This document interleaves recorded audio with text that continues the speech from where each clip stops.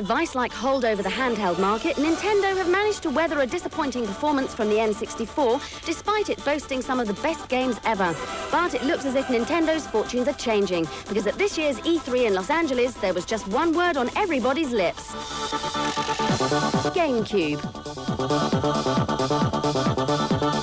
Presented to a rabid crowd of international journalists, Gamecube caused a storm with a plethora of playable titles, leaving grown men whooping with excitement.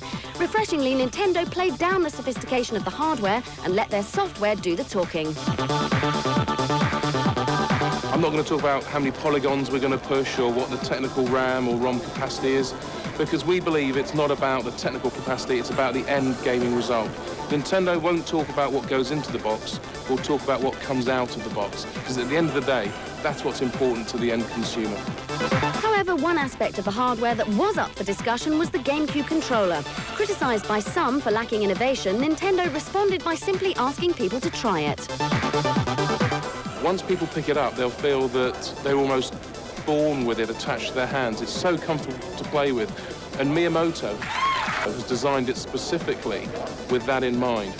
Controller quibbles aside, no one seemed to have a bad word for the actual games. An intriguing collection starring old favourites and some new faces.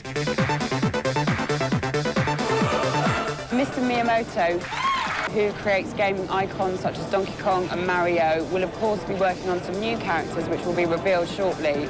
However, we'll see our old favourites as well with Donkey Kong, Mario and Pikachu. So there'll be lots of characters out there. Among them will be Mario's usually sidelined brother in the amazing-looking Luigi's Mansion, which is best described as alone in the dark in the Mushroom Kingdom. The bizarre yet innovative Pikmin also turned a few heads.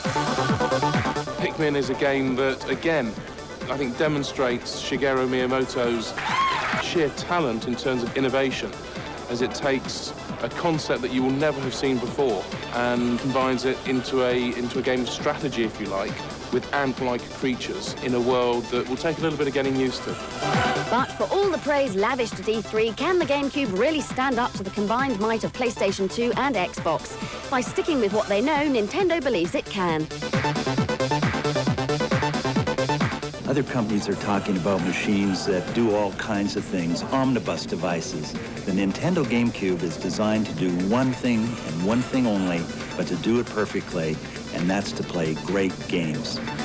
Only time will tell if Gamecube can succeed where the N64 failed, but Nintendo's unveiling of such dazzling software should have been enough to give their opponents a real fright.